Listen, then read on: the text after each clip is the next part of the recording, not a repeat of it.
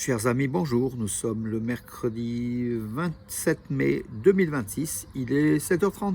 Quelques news de l'Arménie d'Artsakh et de la diaspora arménienne. L'avion United States of America, donc l'avion officiel des États-Unis, avec Marco Rubio, le secrétaire d'État américain, le ministre des Affaires étrangères de la politique américaine, à son bord, accompagné de sa femme, s'est posé sur le tarmac de l'aéroport Zvatnots Armenia de Yerevan hier. Donc le secrétaire d'État américain était en Arménie, venant d'Inde. Il a fait escale à Yerevan, une escale d'une heure environ, pour remplir le kérosène, mais aussi signer un certain nombre d'accords, dont des accords liés à la TRIPP, la route Trump, signé entre Arat Mizoyan, le ministre des Affaires étrangères d'Arménie, et Marco Rubio, son homologue américain. Voilà, monsieur le Premier ministre, ainsi que toute l'équipe arménienne, vous ouvrez la voie à un avenir meilleur et plus indépendant pour l'Arménie. Nous sommes heureux d'exprimer notre soutien à cette vision. C'est le secrétaire d'État américain Marco Rubio qui l'a déclaré à Yerevan, et qui a affirmé: nous continuerons de développer nos relations. Nous avons également signé une charte de partenariat stratégique global qui définit le cadre des relations bilatérales et trace une nouvelle voie qui profitera tant aux Arméniens qu'aux Américains, a-t-il déclaré. Une cérémonie de signature de documents bilatéraux entre l'Arménie et les États-Unis ont eu lieu. Donc les documents ont été signés par le ministre des Affaires étrangères d'Arménie, Arat Mizoyan, et Marco Rubio, le secrétaire d'État américain. L'accord cadre de coopération stratégique Arménie-États-Unis relatif à la route Trump pour la paix et la prospérité internationale, la TRIPP, a été paraphée. La charte du partenariat stratégique global Arménie-États-Unis a été signée. Le mémorandum cadre Arménie-États-Unis relatif à la garantie d'approvisionnement dans les domaines d'extraction et de traitement de minéraux critiques et des terres rares a été également signé. Voilà, Marco Rubio est reparti, a repris l'avion au bout de 3/4 d'heure, à peu près 1 heure. Après cette escale à Yerevan, en tout cas, le chef de la diplomatie était à Yerevan et c'est quelque chose de plus que symbolique, mes amis. Le 8 août n'est pas tombé du ciel. Je suis allé à Istanbul et j'ai mené des négociations avec l'Azerbaïdjan, affirme Nikol Pachinian. Le Premier ministre qui a effectué cette déclaration lors d'un meeting dans la région de Kodak, en Arménie, il y a des années, alors que nous ne communiquions ni directement avec l'Azerbaïdjan ni avec la Turquie. Lorsque nous devions dire quelque chose à l'Azerbaïdjan, nous passions par un pays tiers pour transmettre l'information et recevions une réponse par le même biais. Au bout d'un certain temps, nous avons eu le sentiment que quelque chose clochait.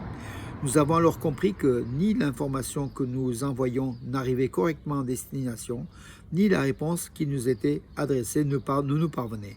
Il existe des subtilités que seul un initié perçoit, contrairement à celui qui arrive 5 minutes plus tôt et dont les messages sont déformés et tronqués. C'est pourquoi nous avons décidé de vivre en toute autonomie dans notre environnement et de résoudre nos problèmes de la manière la plus indépendante possible. Cela ne signifie pas pour autant que nous nous barricadons et il parle donc finalement, la paix a été instaurée le 8 août à Washington avec le soutien et la participation du président américain Trump, mais cela n'a été possible que parce qu'à la fin du mois de mars 2025, l'Arménie et l'Azerbaïdjan ont annoncé avoir finalisé des négociations sur la paix et sur le texte de l'accord de paix. Nous avions déjà un texte convenu et prêt à être signé. Suite à cela, j'ai effectué ma première visite de travail en Turquie. Je me suis rendu à Istanbul pour discuter de nos stratégies. Puis le 10 juillet, à Abu Dhabi, s'est tenue une réunion bilatérale avec l'Azerbaïdjan. Le 8 août n'est pas le fruit du hasard. Il représente l'aboutissement de notre travail bilatéral, bien entendu. La participation directe du président Trump a joué un rôle déterminant.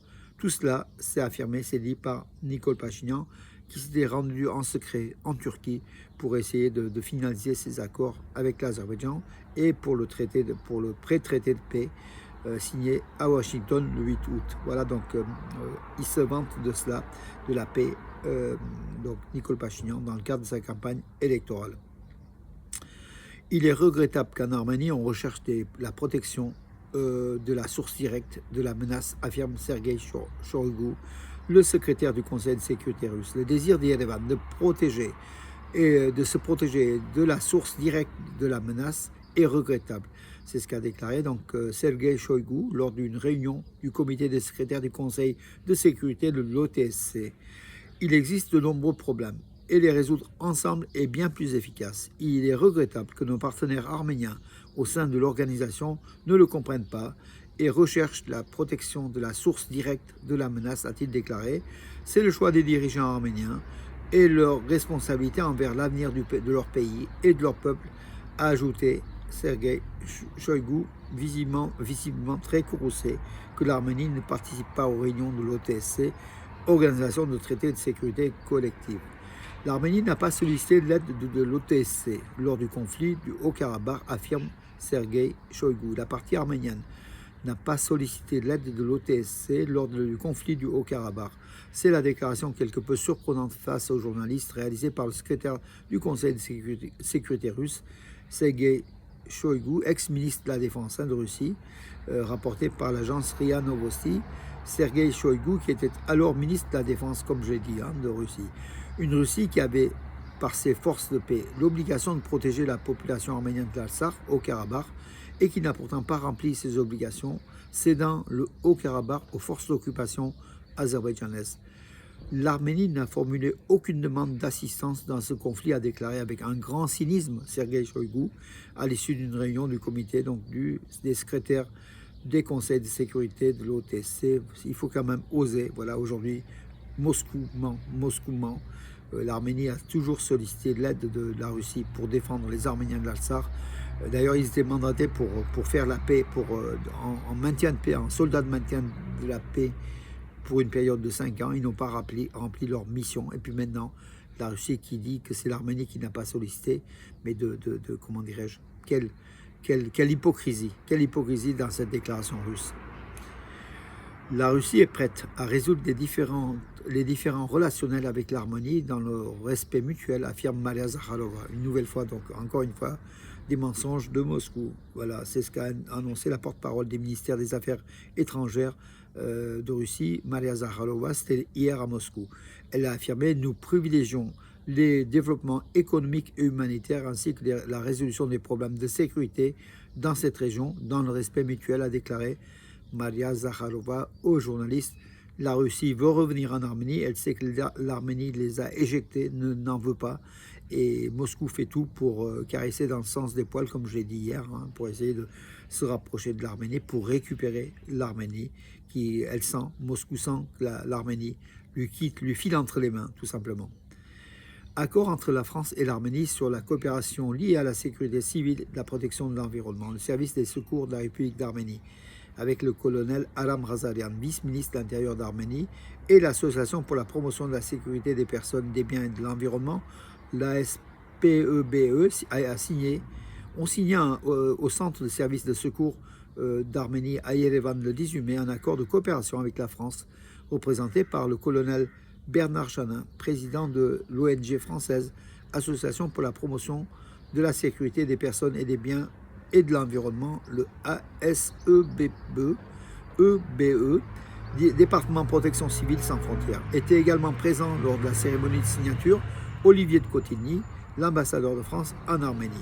Rappelons que le colonel Bernard Janin, qu'on a eu la joie hier de côtoyer ici au département de la Drôme, où on a été reçu par Franck Soulignac, le président du département, qui nous a très chaleureusement reçus, et avec des promesses de nous livrer des camions de pompiers pour les incendies de forêt en Arménie, demandés par le colonel Bernard Janin dans le cadre de la coopération entre la France et l'Arménie. Voilà, on était avec Rostov Iliozer, le président d'Itcheval. On a été très chaleureusement reçus par Franck Soulignac, aussi d'autres élus du département, en tout cas. Et puis avec le colonel Bernard Janin, promesse a été faite du département de la Drôme de filer quelques camions de pompiers déclassés, mais relativement neufs, pour l'Arménie, pour justement la lutte contre les forêts. Voilà, ce colonel Bernard Janin était sapeur-pompier français qui a été mobilisé pour l'aide après le tremblement de terre de l'Arménie en 1988. Son engagement est reconnu par l'ambassade de France en Arménie. qui lui a décerné les insignes de chevalier national de l'Ordre du Mérite en février 2024. De plus, il a reçu la médaille d'honneur du président de la République d'Arménie pour son travail exceptionnel dans les sapeurs-pompiers et au service de la coopération avec l'Arménie. Voilà, dans le cadre des task force ressources naturelles, le programme, voilà, il est très engagé, Bernard Jeannin, que nous soutenons, qui est l'ami, un des amis le plus proche de notre vice-président, malheureusement décédé, Alain Exclusion, que tout le monde ici dans la région connaissait, qui est parti au mois d'octobre dernier. Et voilà, il tenait à cœur de livrer un camion de pompiers également en Arménie, et Bernard Jeannin n'est que le relais, n'est que son ami pour finaliser cela pour l'Arménie, mes amis. Et c'est stratégique, les camions de pompiers, ce sont des guerres hybrides et c'est très important pour l'Arménie. En tout cas, on soutiendra jusqu'au bout ce combat. Voilà, et je salue à l'occasion David Exclusion, le fils d'Alain Exclusion, qui est aujourd'hui en Corse. Le renforcement des relations fraternelles avec la Géorgie est l'un des principaux objectifs de politique étrangère de notre gouvernement, indique le Premier ministre arménien Pachinian à son homologue Irakli Kobakhidze à l'occasion de la journée de l'indépendance de la Géorgie. Deux pays qui sont devenus très amis, deux pays voisins et très amis.